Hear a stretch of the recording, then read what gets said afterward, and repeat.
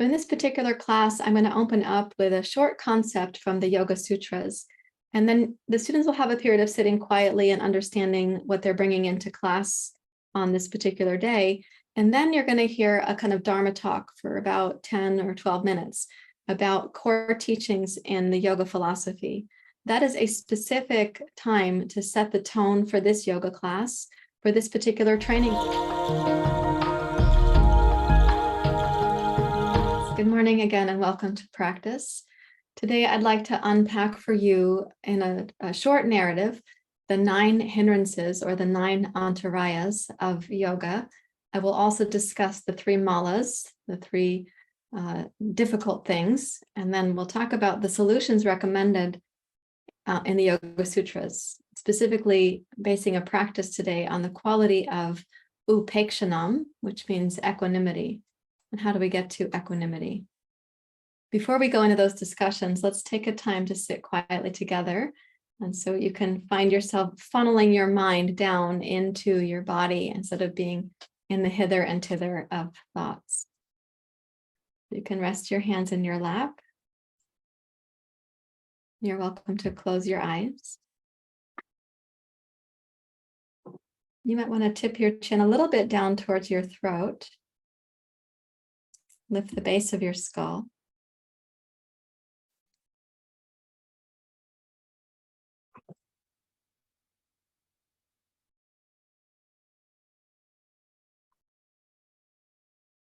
And begin actively releasing anything that would be peripheral to you right now. So you have more energy to give to what is central, what is primary inside.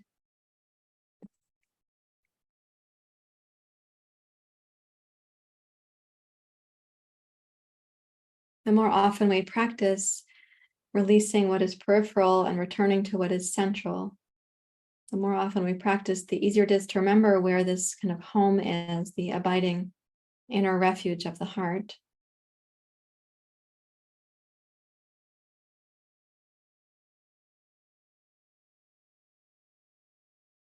And the word abide is related to the word abode. The Bramhaviharas are called the Divine Abodes of the heart, like the divine homes. And upeksanam is one of the 4 divine abodes.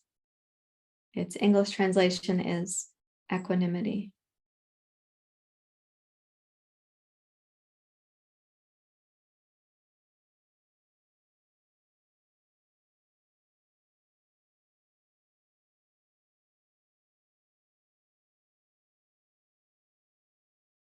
Let's imagine the quality of equanimity kind of springing forth in your heart. Imagine what that quality would feel like.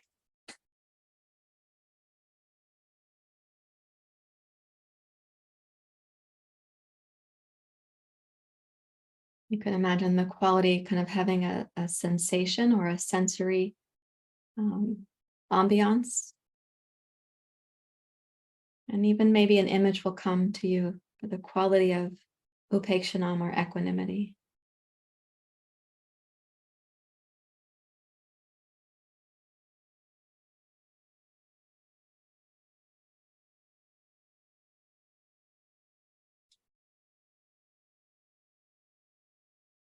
As you're imagining that, you may also notice little whispers of distraction or resistance or confusion. I'm going to recommend you let those things be like little dust bunnies surrounding you.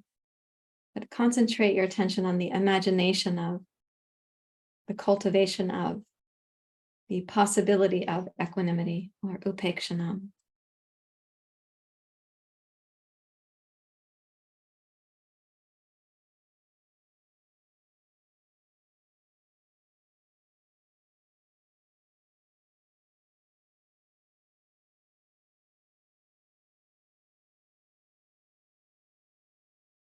Notice how even the act of imagining in this way, it might help you to cultivate a relationship with the quality.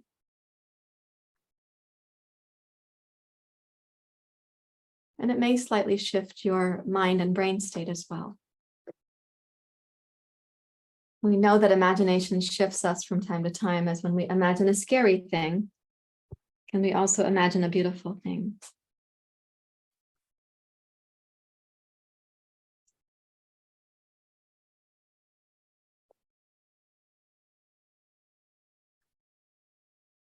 And please, as you're ready to raise your hands to your heart, and take a moment to imagine that everyone else who's sharing this practice, either in real time right now or later in a recording, that they too are imagining upeksanam, or equanimity. How might our world be if more of us lived from a place of heart called upeksanam?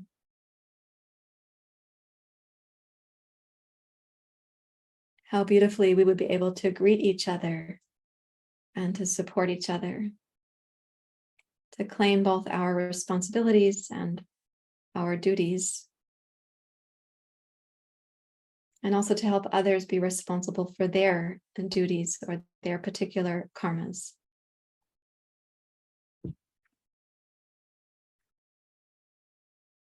You may bow your head to your heart and release your hands and open your eyes, please.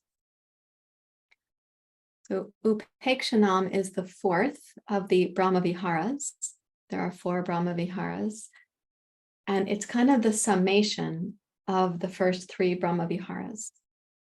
Before I tell you what those are, I want to describe equanimity as the ability to have an expansiveness of mind and heart and a porousness of experience. So your body, your physiology, your mind, your heart are able to be porous in whatever the experiences are around you or within you, without rejection or contraction or judgment or irritation, without grasping or clinging. Sometimes we say, without wanting things to be different, knowing they won't stay the same. So not right now wanting, nor not wanting, not needing things to change, knowing they won't stay the same. This is how we might define equanimity, and it's a spaciousness, it's a quality of fullness in the heart. We are fully present with what is happening. The shadow side of equanimity is greed, also rage can be attributed there. And the near enemy between the quality, the near enemy, the far enemy is the shadow side. The near enemy between those two is indifference or aloofness or apathy, a kind of pretend equanimity where you're actually just aloof and detached in a more dissociative kind of a way. So we're looking for equanimity, the fullness of that feeling. And it is recommended as a remedy to things like greed and rage. If we've gotten as far as greed and rage, then we have already tangled with the 3 malas. Those are called greed, anger, and delusion.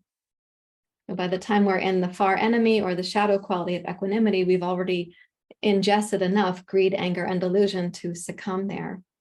Or we've spent too much time oppressing, suppressing, repressing things, trying to be equanimous, trying to be that, steady presence, but actually we've been aloof or detached while suppressing certain very powerful influences, emotions, and needs. And so that can pop up as rage, when we thought we were being non-attached, but actually we experience rage. So these are informative stepping stones about how we can catch ourselves if we go to detachment. Oh, can I head back towards equanimity? Because I don't want to succumb to rage.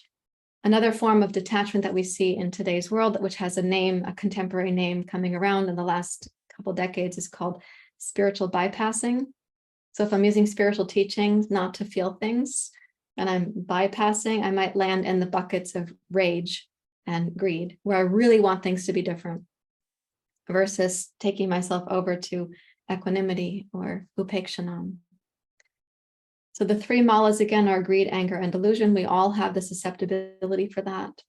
And then the 9 obstacles, which we also have to keep our eye on, they're common to all of us. And they include things like physical illness, mental laziness or dullness, the experience of self-doubt or vacillation. We also can experience mental dullness and physical heaviness or physical lethargy, or sometimes we call that apathy. On the other side of that, we might have something called overindulgence or craving, the pursuit of and then overindulging in. But from that, we might also experience then neglect. We're neglecting something in our life when we're going into overindulgence somewhere else. I might overindulge in, I don't know, potato chips and Netflix, another which I have here, but could happen. And then I'll be neglecting my morning practice the next day. So I have two hindrances kind of occupying. And then I might feel like, oh, am I ever going to progress on the path of yoga? And that is another one of the hindrances, is that we can't seem to progress, or if we do progress, we can't maintain that progression. We don't stabilize there. We also have misunderstanding of the teachings as an obstacle, and so on. So there's a clump of 9 antarayas. I'll put them on the video for you to see when it comes out on YouTube. You can see the names of them there too in Sanskrit.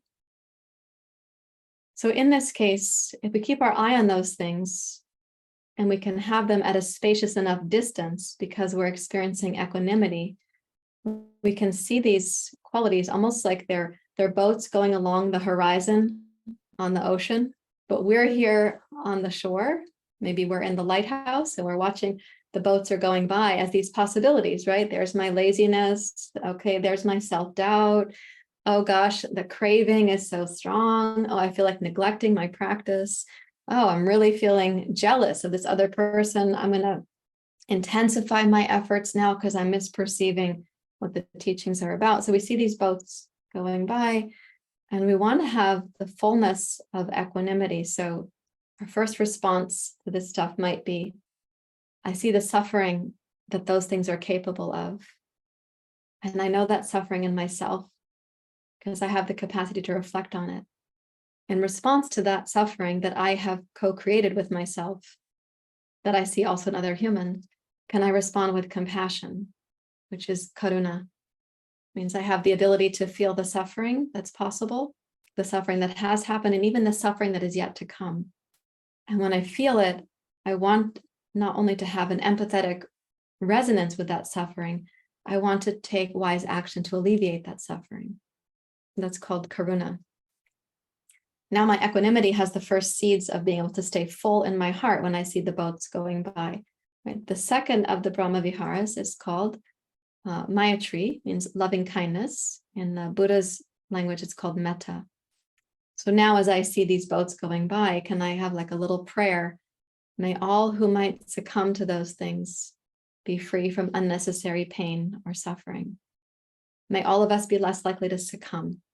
May we experience peace or contentment or harmony or safety. So loving kindness is a prayer to help prevent further suffering, to acknowledge existing suffering, and it's a prayer for everyone's mutual well-being. And it makes our hearts feel more spacious when we practice loving kindness, because we even practice it on people who are difficult for us, or parts of ourselves that are difficult for us, or aspects of life that are challenging for us. I know I've said before to you that I practiced Maitri towards elected leaders. May they be free from unnecessary pain and suffering. Like, may they be at peace and at ease, because I hope that whatever trouble I assume them to be capable of is going to be reduced if they aren't in too much pain or suffering. And whatever trouble people are capable of causing is likely increased when they don't feel safe, when they do feel pain or suffering. So it's a practice to free our hearts. It is not a practice of condoning somebody else's problematic behavior. Now my equanimity feels like, okay, I can really feel into the boats going by, and I'm more spacious about my consideration that all of us could be more free. And there's a practice called mudita, which means appreciative joy. I see down the ocean here that my friend has very few boats going by. My friend looks like blissful and radiant. He or she, they don't really have the same boats. I don't know how they're evaporating on the ocean out there, but they don't see those boats going by. They're not troubled by the stuff that I'm troubled by. They seem so unburdened, and they just have blessings in their life. I'm inclined to jealousy. That is one of the far enemies of mudita is jealousy. The near enemy is comparison. The far enemy is jealousy and envy. So I'm inclined to jealousy with, oh no, wait, I'm cultivating my equanimity, upeksanam. Can I practice happiness for their good circumstance? Can I be joyful for the blessings that they have, the ease that they're experiencing? because that's also going to expand my heart. And also because it's wonderful to celebrate. And I'd want, if I was having blessings, I want my friend to appreciate, not resent my blessings. Right? I don't want them in the far enemy of appreciation, which is envy, jealousy, resentment. I want them to have some, gladness for me that I'm having a beneficial circumstance. So the three Bramhaviharas that precede upeksanam are karuna, maitri, and mudita, and they help to establish upeksanam in our hearts. So that is your Dharma time for class this morning. And I'd like to focus on practices that help us to really feel that upeksanam in the physical body, not just a mental concept. So that all being said, let's have you take a comfortable seat. If you need to adjust your seat, please go ahead and do so. And I'm going to recommend that you sit to the extent possible in Sirsasana. So your knees are wider. Sirsasana, the two heels are lined up like this. The knees go out to the side. And then take your hands and place them firmly over your knees. I'm sorry you can't see my knees. I'm closer to the camera so you can see me better. So as you hold your knees firmly, lift up through the crown of your skull. I've been saying like it's the center of the circus tent, that one pole. So lift up through the crown of your skull and your collarbones. And then close your eyes. Now, as you next inhale, bring the breath from your pubic bone up the front line of your spine. Raise your heart, your collarbones, open your throat, lift your chin. Slide the chin forward so your lower jaw is moving forward of your upper jaw.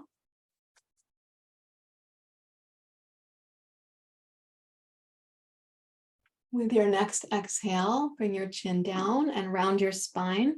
Come into a kind of cat pose, one of my favorite warm-ups. And then inhale and roll forward, and let's have you consider the movement of the breath to be equal between inhale and exhale. Lift your chin as you come up to the high point. And exhale to curl down, of course, in your own timing.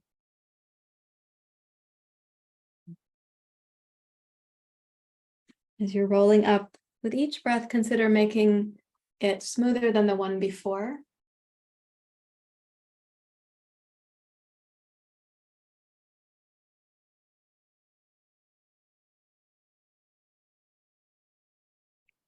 And please do this for 3 more breath cycles, moving thoughtfully.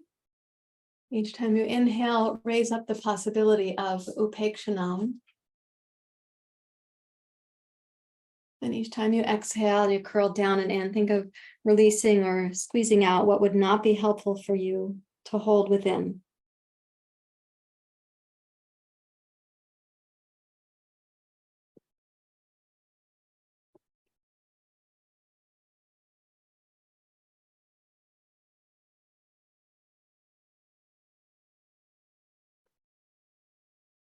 Okay, last time here, inhale to roll up.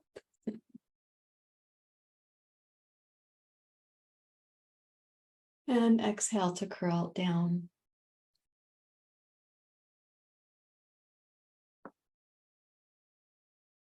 And then raise up to your simple seat in Sirsasana. Just check and see if you might feel any closer to your heart's natural ability for upeksanam.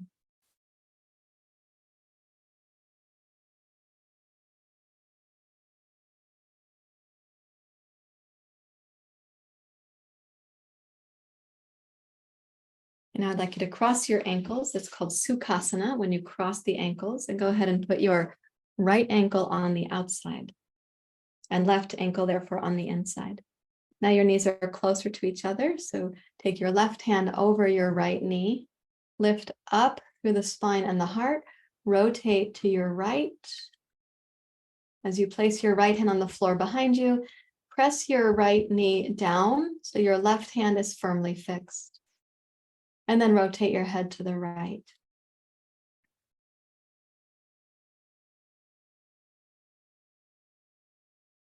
Now, even though this is a pose where we're going to be relatively stationary, see if you can have the inhale be equal to your exhale.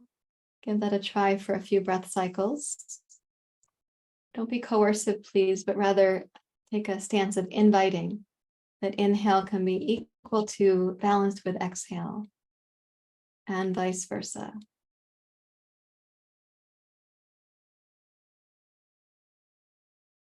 Now, likely you're going to be getting to know more deeply your inner world. How balanced is the breath able to be? Are you someone who kind of forces that by trying to make the exhale longer at the very end and then making yourself feel breathless? You feel like you have to get there and get it equaled out, and therefore you pressure yourself a bit, but it gets more dysregulated. Or do you feel like you can come to it with an elegant and perhaps a humble stance, a humble mind?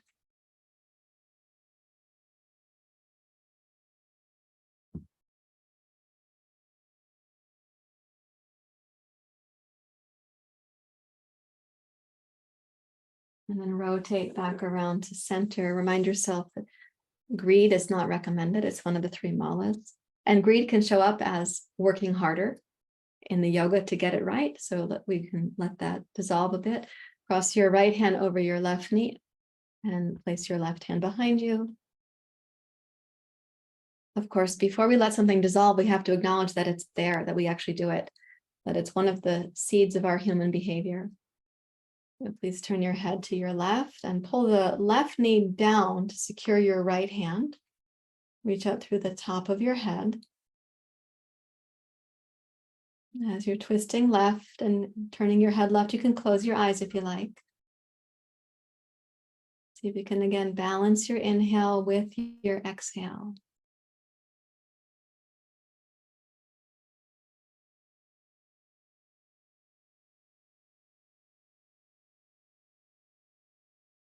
It takes an internal dedication to balance the breath one cycle to the next. It also cultivates that internal dedication.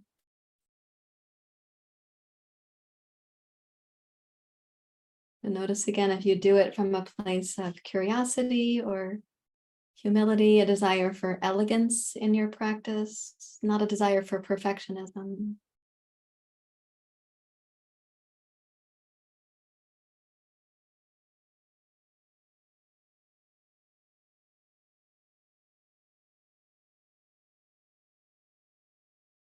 And then with an exhale, come back around to face forward, and let's take notice. Well, how does that feel in the mind?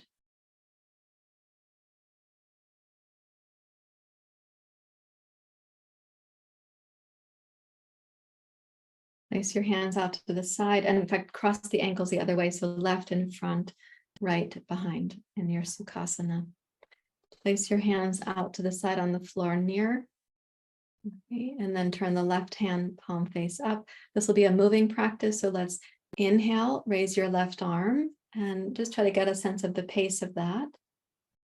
And then exhale, side bend to your right.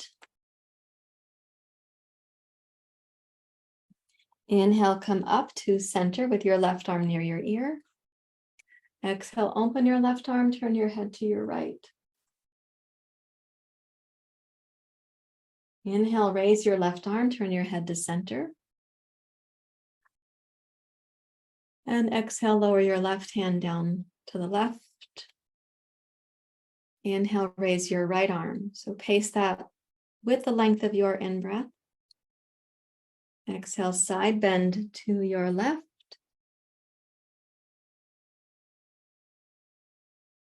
Inhale, rise up to vertical. Keep your right arm near your ear. And exhale, open your right arm as you turn your head to your left. Inhale, rotate to center. And exhale, float your right arm out to the side. So these are our dance steps. We're going to repeat this a couple of times. This is helpful for synchronizing your body, breath, and mind, which is really powerful for your nervous system. It's also helpful for your vagus nerve because the movement we're doing with the throat. So keeping in mind that there are benefits deeper than muscles, let's proceed, each of us at our breath pace, with an appropriate evenness to inhale, evenness to exhale. Okay, so inhale, raise up.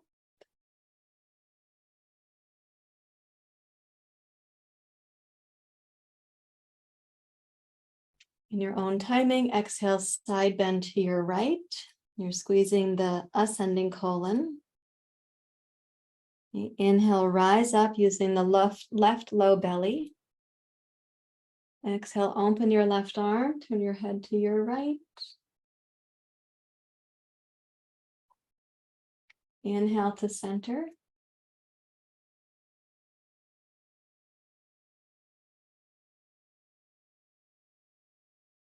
Exhale, float your left arm out to the side, giving care to each part of the breath so it's smooth and equal.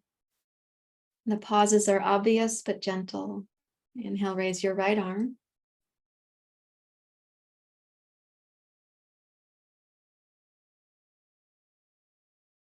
Exhale, side bend to your left.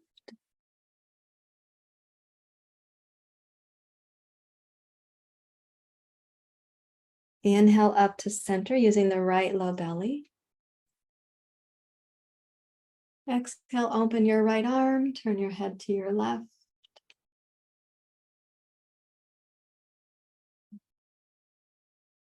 In your own timing, return to center.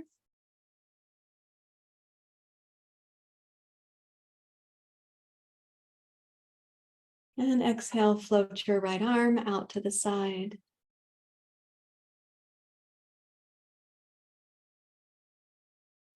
Now we'll do it once in silence and see if you can stay loyal to your breath and your body, your mind immersed in the experience.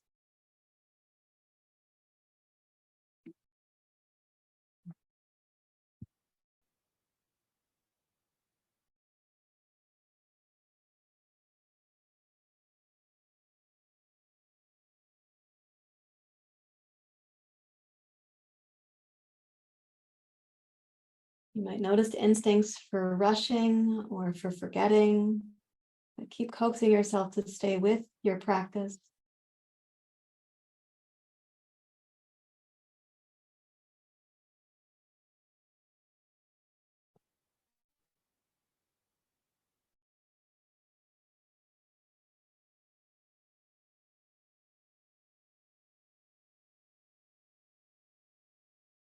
For any part of you that feels like rushing, remind yourself that that won't benefit your nervous system. We might associate that with greed, one of the malas, or with craving and overindulgence, one of the hindrances.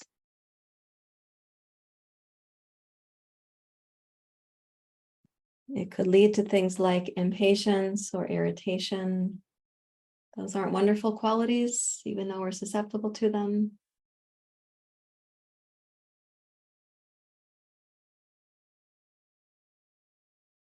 But with loyalty and grace,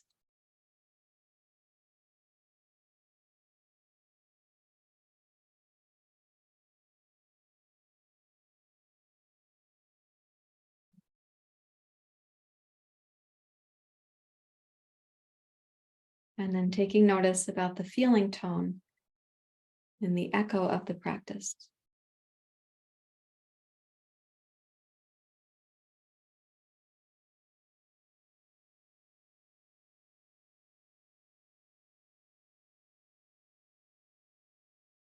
Now keeping the breath pace even and without using any ujjayi techniques, we're going to do Nadi Shodhana to see how this little set of yoga practices might encourage that equanimity to feel like it's already there as it is, but you have access to it. So hold your first two fingers into the center of your palm and bring your right hand down from above. So if you put the head into a little bit of Jalandhar Bandha, so the chin comes slightly down, the base of your skull goes up. Your fingers come down from the top versus pulling down on the nose from the bottom and making the head heavy like Eeyore from Winnie the Pooh. So place your fingers lightly at the bridge of the nose. And please begin with inhale left nostril. And you'll exhale right, and we'll inhale right and exhale left. And that'll be our pattern for the next several breath cycles.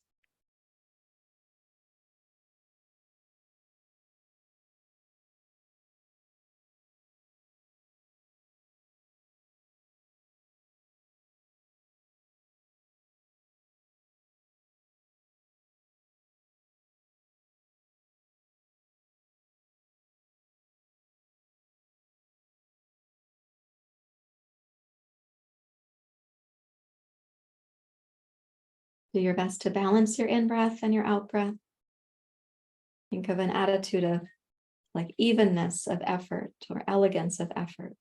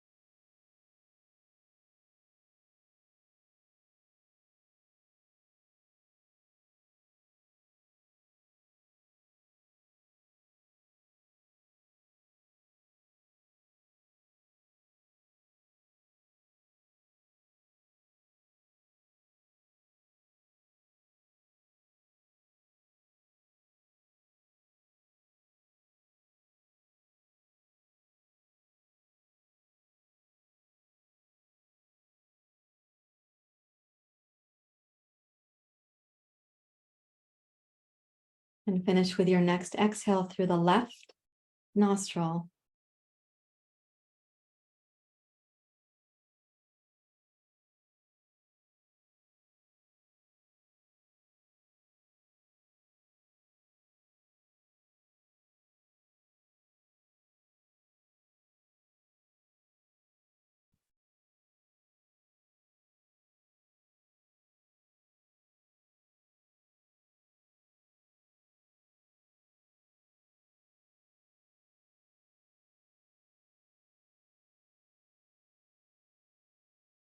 And when you complete, then release your right hand back to your lap. And we want to pause again to observe. You feel more seated in your heart and upeksanam, even if there's boats on the distant horizon crossing the ocean in front of you.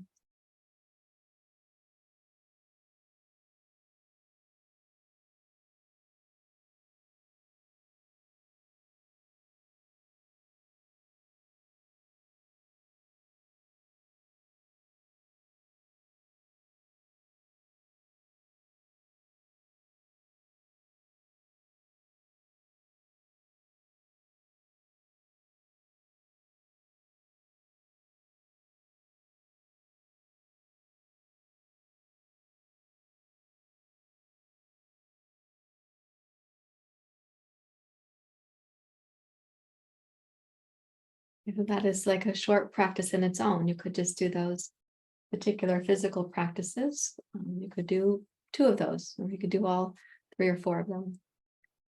And you may feel that there's a benefit. So it can act a little bit like a yoga intervention during the day as needed, or even a yoga remedy if you find yourself sliding into self-doubt or vacillation or craving. Oh, let me see if I can get to equanimity. Can I do a practice right now that might feel something like this? Now we're going to come up to standing, and to do that, I'm going to transition myself back to my standing spot there. Okay, so for the standing sequence that we're going to be doing, I want to incorporate what I call cross-crawl patterns, because that cross-hemisphere action can be actually so helpful for the brain state to come into equanimity for the heart.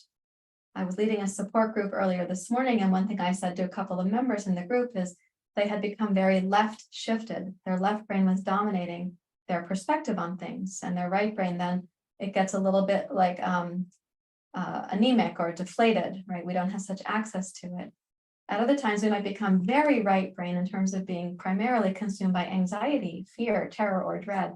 And it's helpful to balance our left brain's ability to see things more clearly and be a little bit more proactive versus reactive.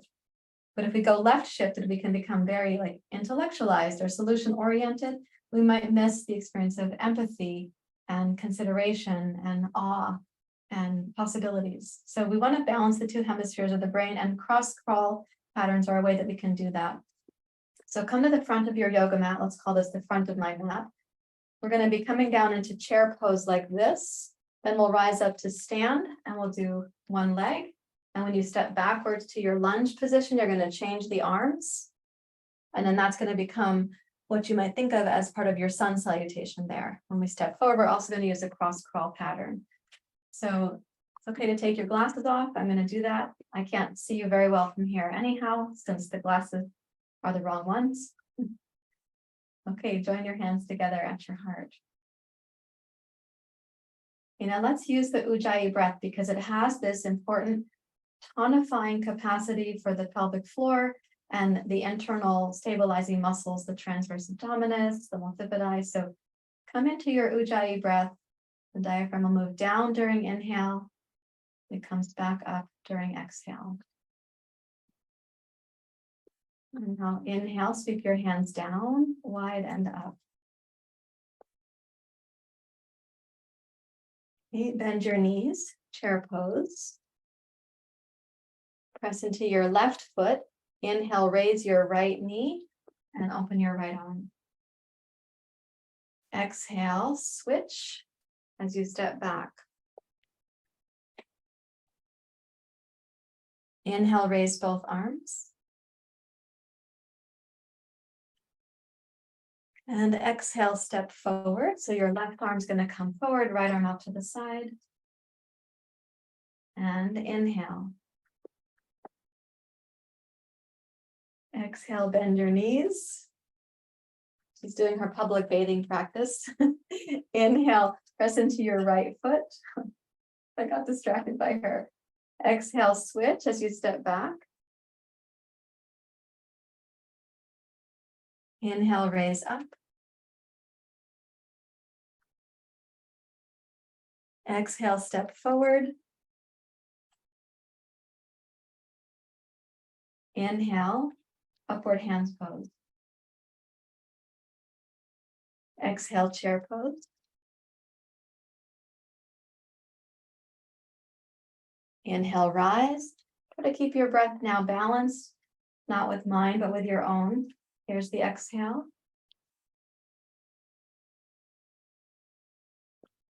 And then inhale.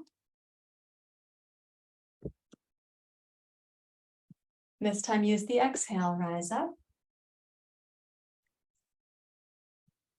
Inhale, open. Exhale, step forward. Inhale. Exhale.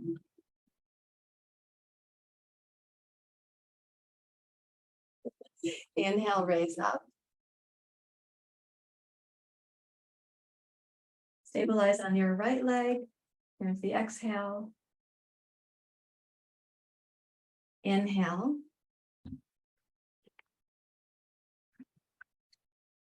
Exhale. Inhale to open. Exhale, step forward.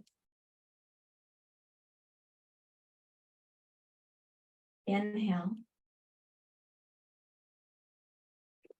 And exhale, release your arms. Now, if you find yourself getting confused which arm or knee is going to be forward, that could be a sign that you've lost your integrative brain for a time of bringing it back. So don't take that as a diagnosis. But we can end up not having the collaboration or the integration between the two hemispheres of the brain. That can come from stress or tension or feeling depleted or overwhelmed, or using our left brain strategies more than feeling our right brain intuition, empathy, or awe, or succumbing too much to the right brain and forgetting that we have a left brain that can kind of pull us out of the mud sometimes.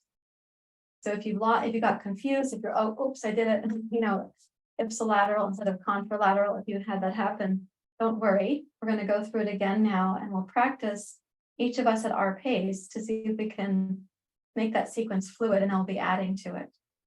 Okay, so breathe in, Ujjayi.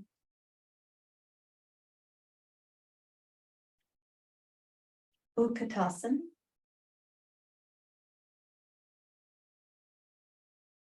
Ardha.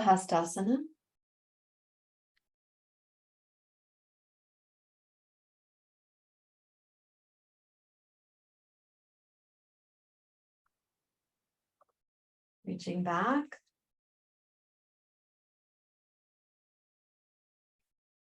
Exhale.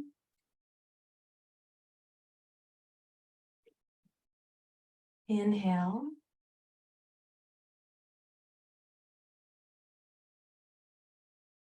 Exhale, forward.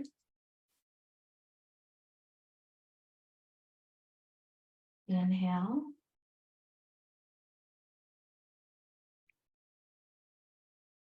Exhale.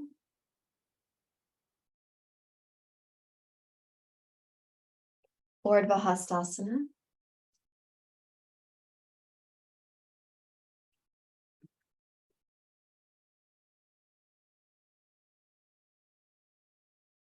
Gliding back.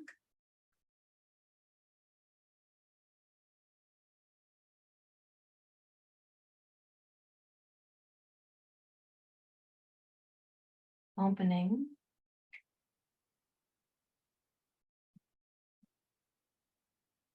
Forward.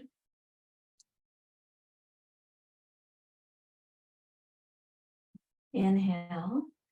And let's add to the sequence this time. Chair pose, Utkatasana. Ardha.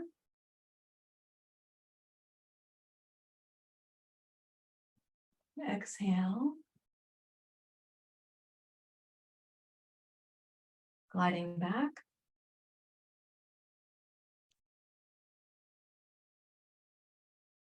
Exhale.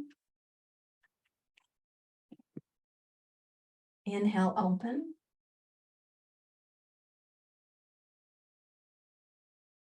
Exhale, raise your arms, look forward. Inhale, open, warrior two. And in this warrior two, you can line up your front heel with your back heel, so get a sense of that there. And have the back arm just go straight off from the shoulder towards the wall behind you. So it's not going back behind you. And press into your front heel, and let's use the inhale, come forward. And then exhale. Inhale.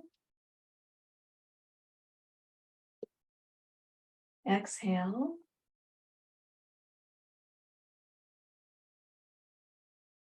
Ardha.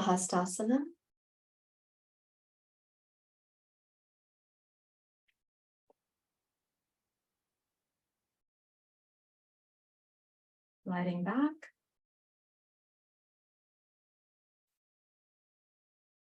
Exhale. The inhale to open.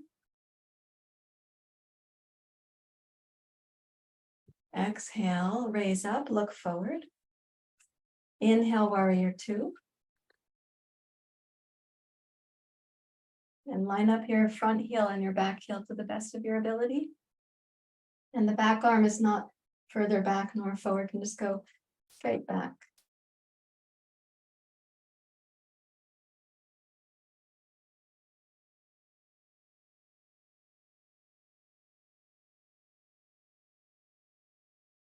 Inhale, reach forward. Exhale.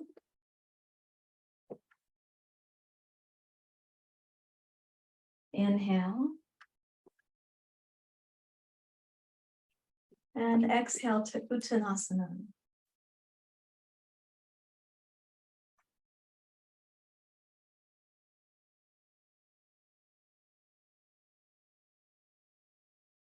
In Uttanasana, keep the breath moving, but relax into your torso, your head, neck, and shoulders.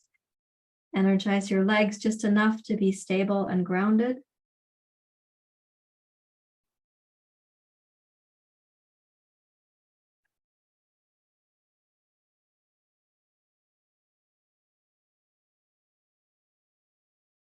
And then raise your hands to your hips and please rise up to standing. And then relax the arms down. and stand in mountain pose. You're welcome to close your eyes and picture yourself again now as if you were the lighthouse on the shore in the far distant horizon. The boats are very tiny, perhaps, and fewer of them.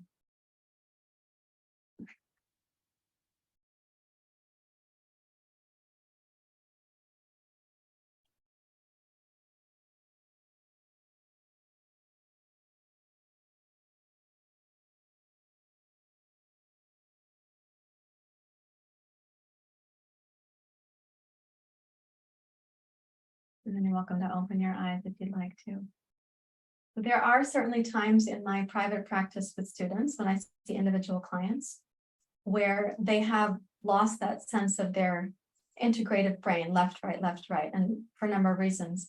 So there are times where I'm talking them through this practice and we're mirroring each other, just like I'm doing for you right now. That's called mirroring. And so I'm setting the pace, we're connecting with each other. My body is a reminder to their body about what to do. And then there are times where we do it in tandem. We are side by side. That's called a tandem approach.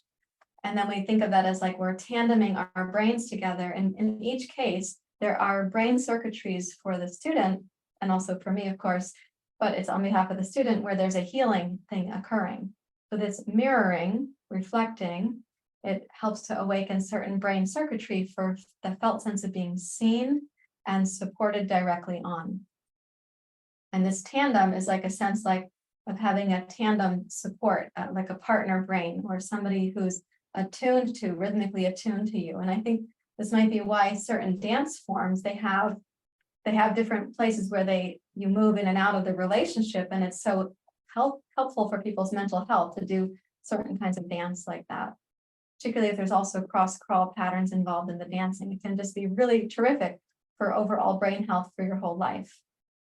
There are other times where I'm not doing the practice at all with my student and I'm just observing them doing it. And that has a different feeling, like there's a witness to someone's experience. So there's different forms in which you can do this kind of thing.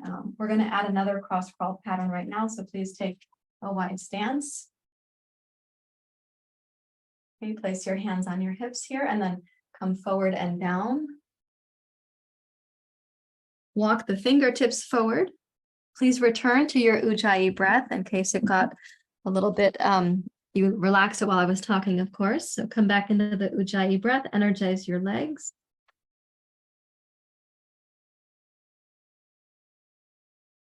As you exhale, deeply bend your right knee. Put your body weight into your right heel more than your toes. As you inhale, rise up to center. Exhale, bend your left knee.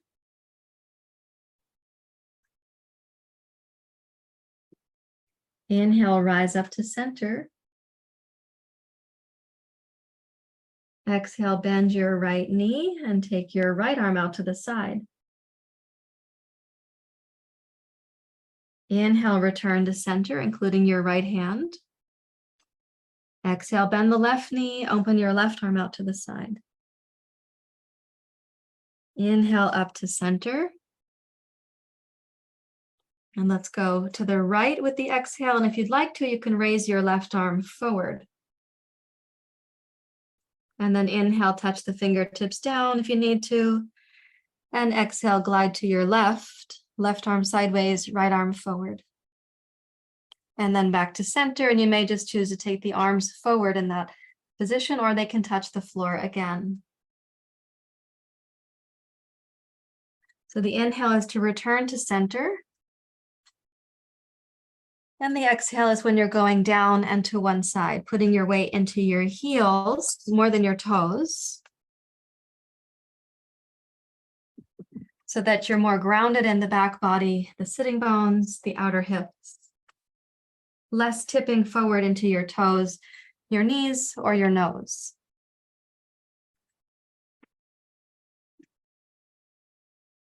Let's inhale, return to center.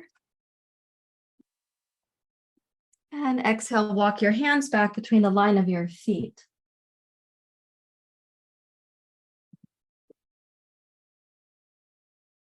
And stay with the Ujjayi breath. So there's a smooth feeling of the breath still coming and going.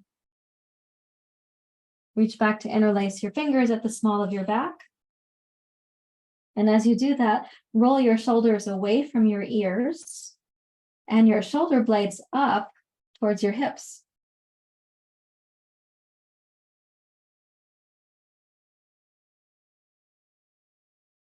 And with your Ujjayi exhale, press into your legs and heels and toes, and then inhale, rise up to center. Hands are still clasped. Okay, exhale, release your arms. Let's go heel, toe. Watch out for the cat's tail. Heel, toe, and back to center. And then find your place right there.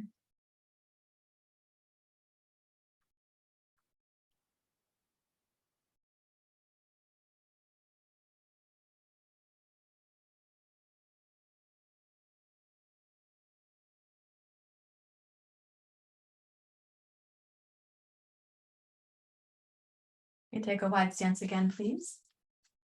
Okay, in this wide stance, you checking yourself in the mirror again?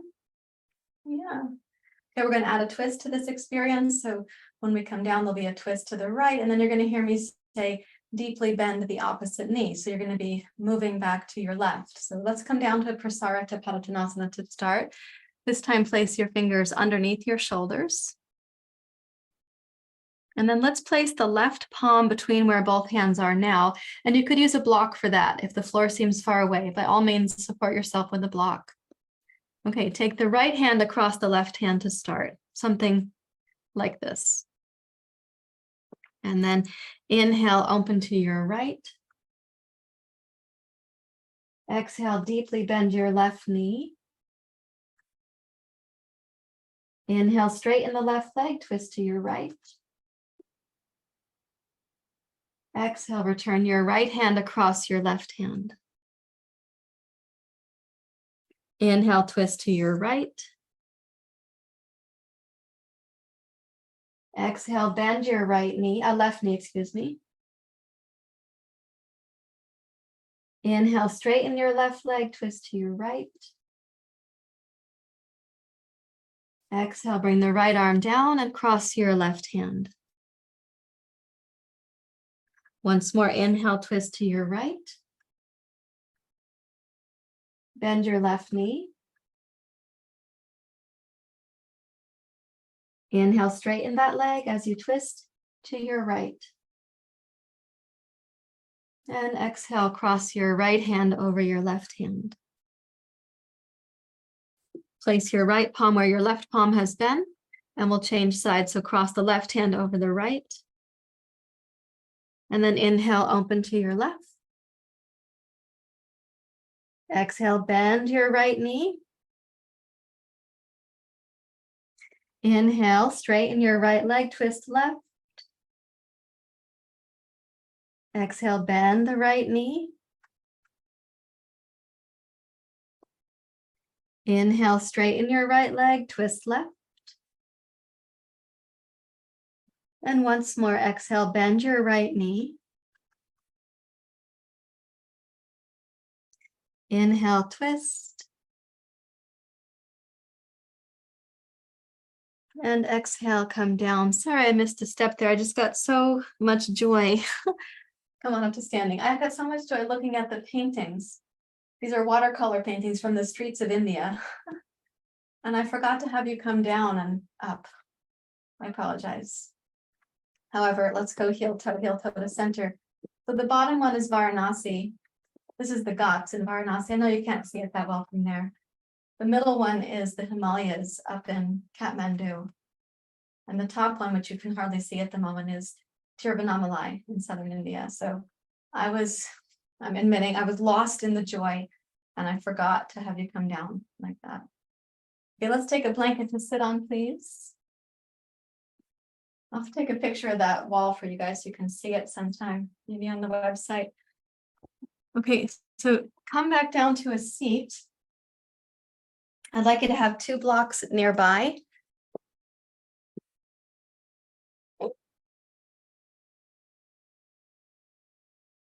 And then when you come down, let's put the right knee up to the chest, left leg out to the side, like this. Left leg out in front, excuse me. It's not to the side yet. It will be to the side, but not right now. Okay. Cross your left hand around your right shin. Let's go ahead and make that snug if that's comfortable for you. And then twist your belly, your abdomen to the right. Walk your right hand around behind you, please. Good. Now the pose is going to be stationary again. So as you look over your right shoulder,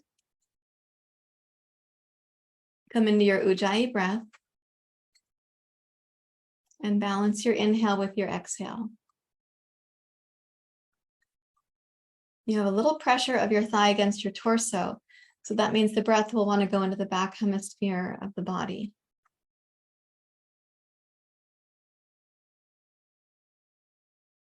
This is where we get to bring the practice of equanimity or upeksanam to our very direct experience. So that's going to include things like staying committed and present, without grasping, with acceptance, consideration, permission. With this dedication to balance inhale with exhale, in spite of intrusions, temptations, whatever's going on.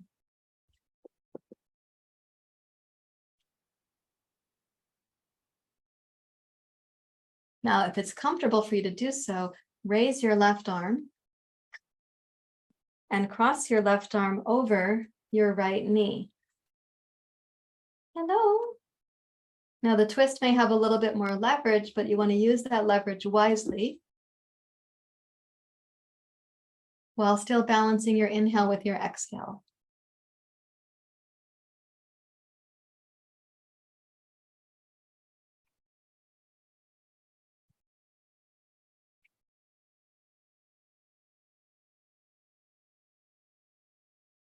And then with your next exhale, unwind. Hello. Yeah, hi. Bring your left knee up, right leg out. At the cat with your left hand. You're okay, honey. You are. You're so okay. Wrap your right hand around your left shin. Walk the left hand behind you, please. And as you twist to your left, again, practice balancing your inhale with your exhale. Go ahead and gaze over your left shoulder.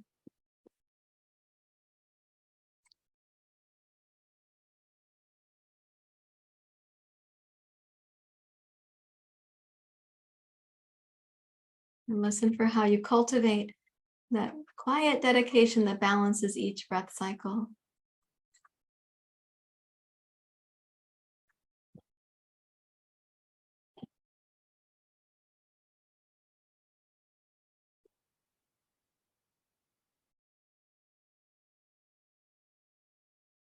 And if it's doable for you and adds to your experience, raise your right arm, twist across.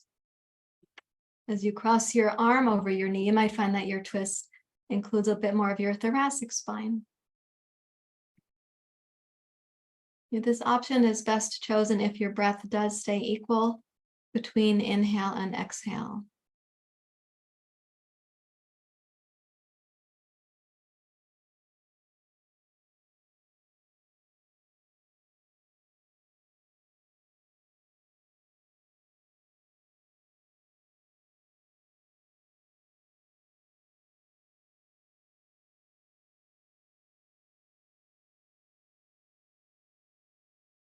And then exhale and come back in to center.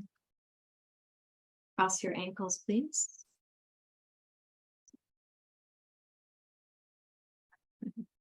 We have one sleeping cat. And there's two cats here. One is facing the door, the other's on the other side of the door. So we might have a little tussle coming up here soon. As you cross your ankles, let's put one block on each side.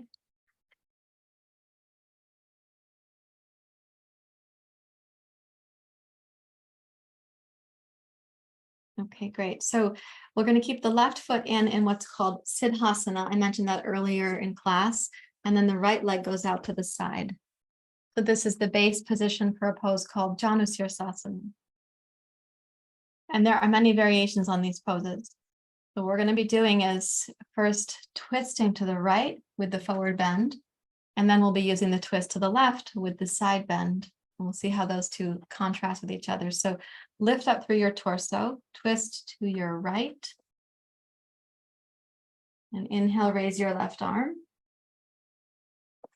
And with the exhale, come out over your right leg. What is the block for? I'd like you to place it where your head is going to be supported.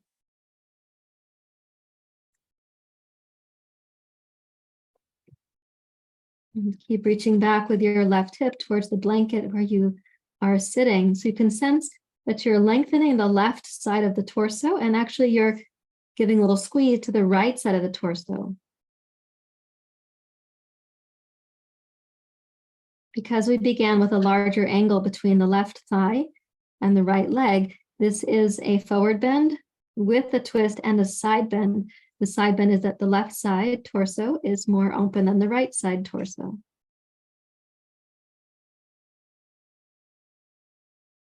You're having an influence right now on many systems in the body, but one of them is the ascending colon. And then on the right side, your liver, gallbladder. And on the left side, expanding the region of the left kidney, pancreas, spleen, and the descending colon.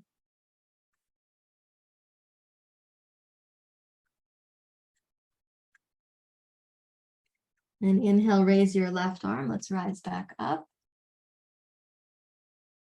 And release. Okay, now you don't know what height this block is going to need to be at, and it's possible that you'll combine your blocks when you see where we're going. So that was a downward facing, forward facing. So sometimes what we need in yoga is how to come back down, which we think of as a practice that cultivates langana. And then there are times where I want to have the sense of like raising up, increasing energy, building energy, and that's called brahmana. And then there are balancing practices called samana. So when we twist to the left, it's an open twist, right? It's a different feeling than twisting over the right leg. Then we're going to be side bending down to the right. So that's an opening pose. So it's going to have more of the quality of brahmana, of raising energy, or we could think of that like radiating out versus reflecting inward. This is reflecting, this is radiating. So walk your twist to your left, keep both hips grounded. Reach your right hand across to your left thigh. Now, as you hold there, it is going to limit you on how far you can twist or side bend to your right. How far can you twist left and side bend right? And I want you to respect that limitation. So as you're coming down to your right, if you've got short arms like I do, you might want to hold your right wrist with your left hand. Just give it a little extra support. And as you're coming down, you may want to decide that you need the block for your head to be a little higher. That's what I'm going to do.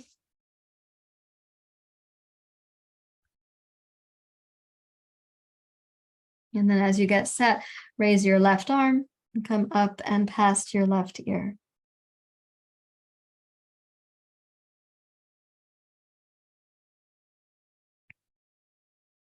And do think of it as an opening pose. So I'm not interested in how far down to your right you can get, and I would encourage you to have less like compulsion in any one direction.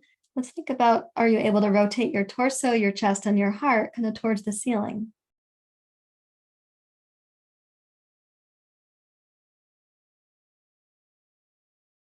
And then with an exhale, root down as you rise up.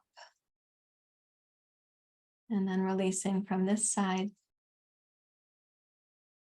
You might feel kind of wobbly or asymmetrical right now. Let's pull the right foot in, left leg out. Right, so one practice is more inward and one is more expansive. This time we'll do the expansive pose first. So you're already in that expansive mode. So we'll go for expansive mode. Then we're going to go for the inward mode.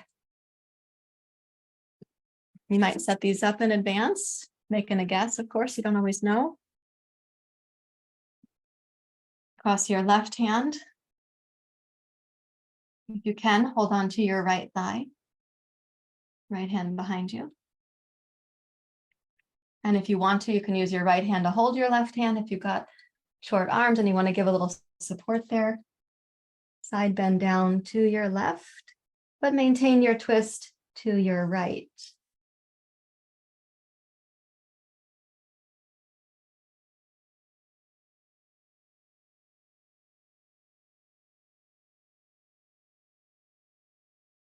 As you come down, go ahead and support your head at the height that it needs.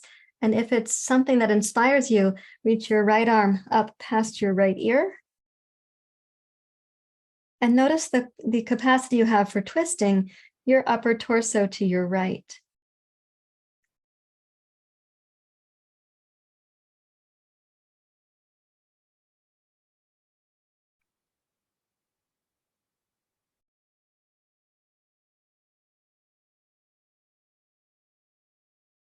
And pressing into both hips, breathe in, and we'll use the exhale, root down to rise up.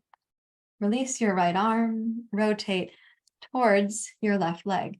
So sit up straight and tall. Keep the hips where they are, but rotate your abdomen and your rib cage and your shoulders towards your left leg. You may not know just where you're going to be putting this block yet, but as you come forward, reach out. And then perhaps over.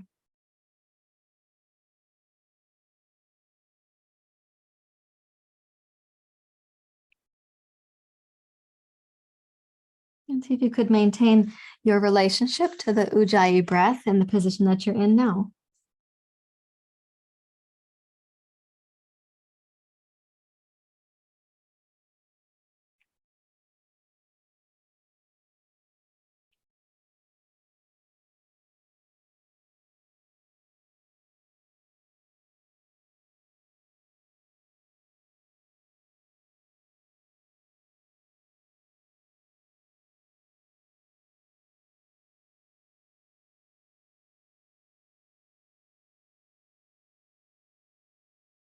And breathing in, let's use the next exhale, root down to rise up.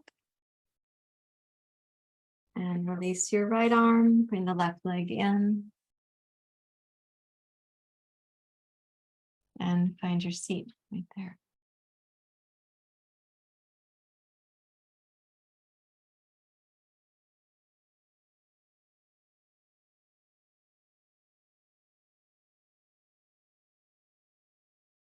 And you could ask again, like, now, how balanced do you feel in terms of accessing that sense of equanimity inside yourself?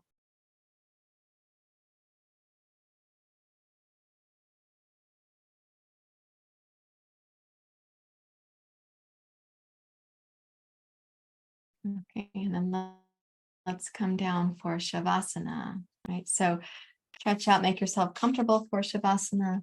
I'm going to cover with a blanket because I don't have a very warm space that I'm in right now. You might cover for other reasons too. That's totally fine. As you come down to Shavasana, think about the purpose of your yoga practice, which is, of course, on many levels. One of the purposes is that we have a more flexible, less painful body, but also that we're taking care of the brain, the mind, and the heart.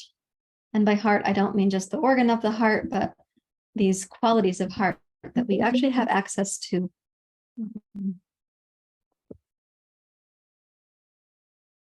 We may have to cultivate our access, but the Bramhaviharas are considered the divine abodes of the heart, that they're already installed. We already have the template for them inside of us.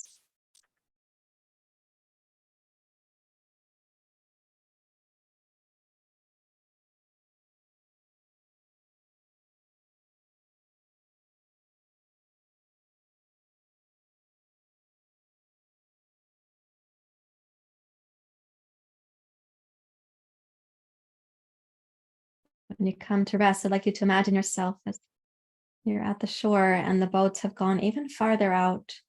The horizon is more distant than it was.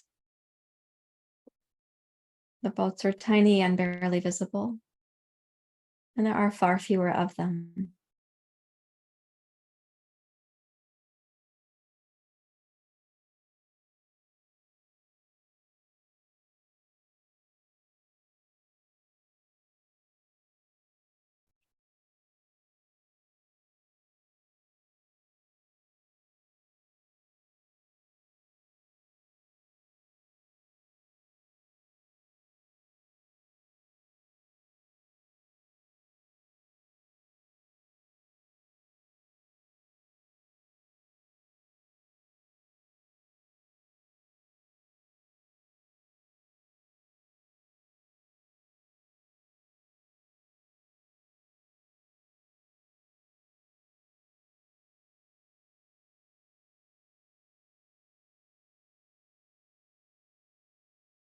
Allow yourself to have the space, not only physical, but also mental, to really drop in, to come back.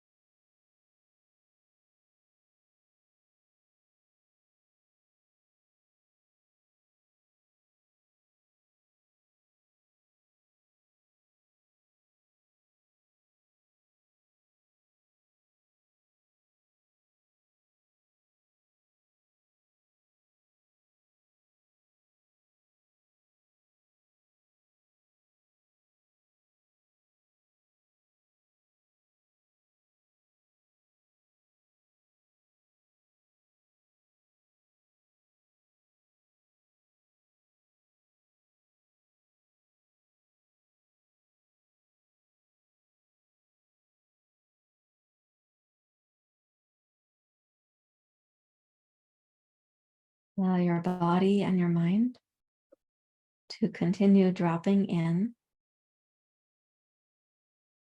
as if returning to your heart.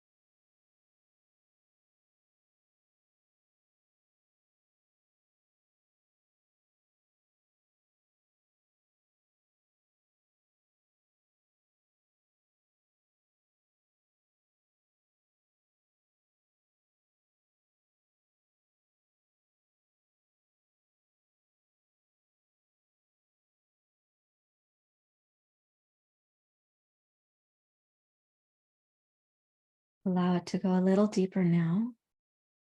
Just dropping in even a few degrees more.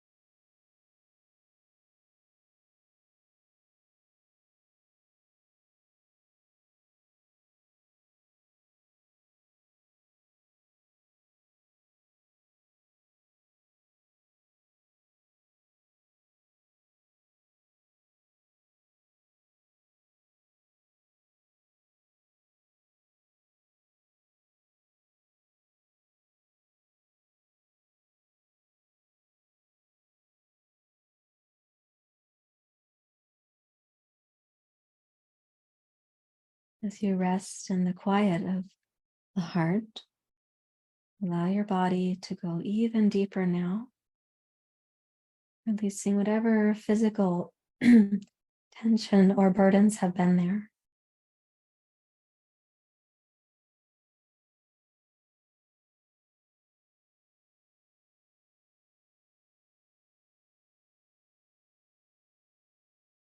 You can imagine the process of unburdening whatever remains.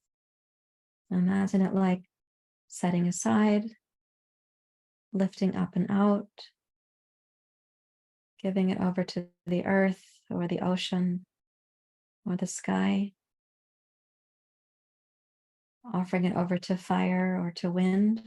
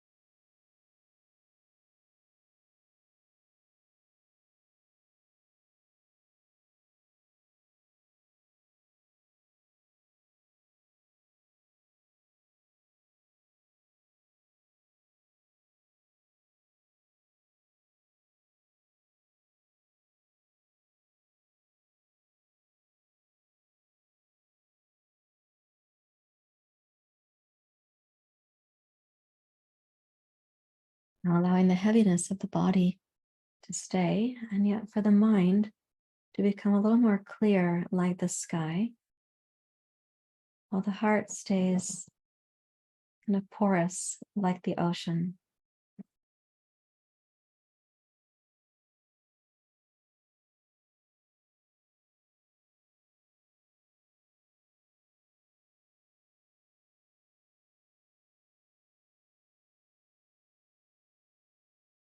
And then gently wiggle your toes and your fingers and bend your knees. Please roll to your side. Kula. Watching out. Watching out. There you go. And once you roll to your side, set yourself back up for a short period of meditation, please.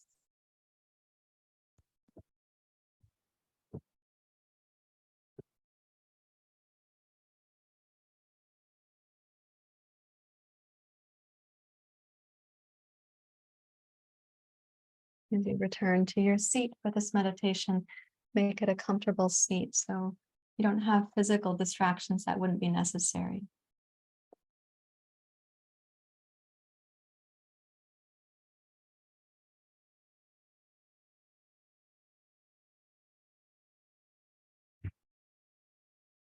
When you come into your upright self, think of that as your lighthouse self, knowing that you are both the lighthouse and sometimes you are the boats on the ocean.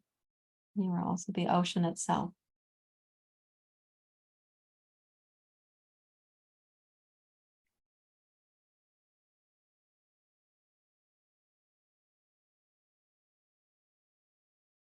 In the space that you find yourself in right now, say mentally, physically, energetically, consider how much traction you might get if greed were to arise. Would it pull you away from your upeksanam? Would it pull you from equanimity?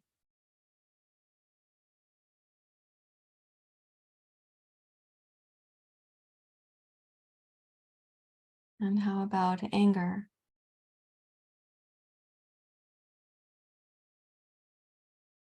We can stay open to the quality of anger. It's a part of the human experience, but we need not contract about it right now.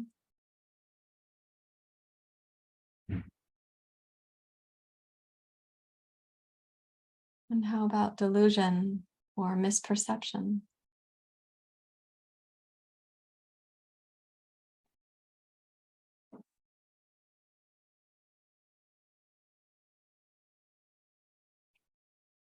And check in and see how your heart would respond if craving arose. Or the inclination to overindulge in your cravings.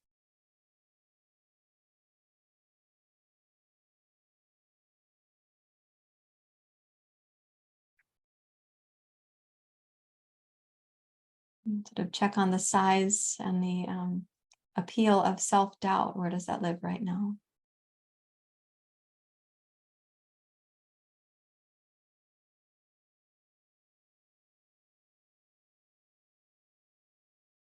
The habit of neglecting what is important to you, like neglecting your practice or your well-being. How tempting is that at the moment?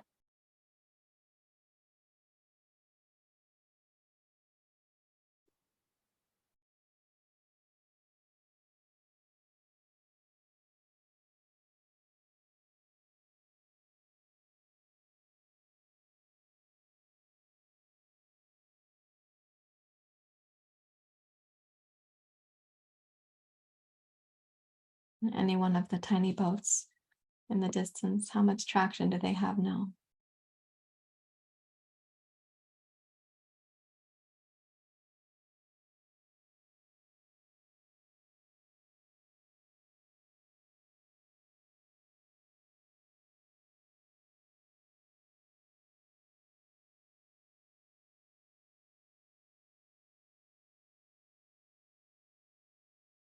And you can raise your hands to your heart.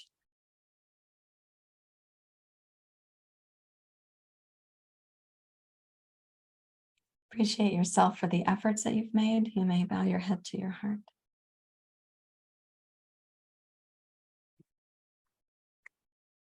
And go ahead and release your hands as you're ready to. So I'd like to clarify for a moment that how we may feel at the end of our practice is not then that we don't have things to address in the boats that are on that distant horizon. In fact, from this place, we could even ask one of those boats to come in close to the harbor, to come right up close so we could understand it better. We could even get to know it without being overtaken by it or collapsed by it. So we can ask it to come in for the purpose of inquiry and investigation. And that would likely yield some understanding of how that particular boat came to be in our life, what its root tendrils are for history, what its potential is for continuing to cause some suffering, and what we can do to lessen its pull on our, not only our psyche, but also our brain, our reflexes for doing it again. So this isn't an avoidance practice, it's a restoration. So we have the consideration, the wisdom, the kindness, the compassion, appreciative joy, and loving kindness to address these things with a heart of equanimity. I hope that's clear and the practice feels nourishing to you. Thank you. Thank you so much for sharing your practice. Before you go, please don't forget to click the subscribe button. That way you'll get notifications when new videos come out. It's also helpful if you leave questions and comments down below. I love to see those and I will make an effort to respond to them. And clicking like on a button when you like a practice, when it's a good practice for you, that also will help me to have the feedback about what's working well for you in these yoga programs. If you're interested in yoga teacher training, some of you have asked that question in other videos or in class with me, you can learn more about our teacher training programs with the link right up here. And we'll also put the link down in the description below the video. We do teach a 200-hour, 300-hour, and 800-hour yoga teacher training, as well as a yoga psychology training. All of the programs are trauma-informed and brain-sensitive. We also have a specific program called Trauma-Informed Brain-Sensitive Yoga, which is a self-led online course that you can take, and it will give you 8 hours of CE units as well. You can see that here. You can also see it in the links down below in the description for this video. Thank you so much. See you next time.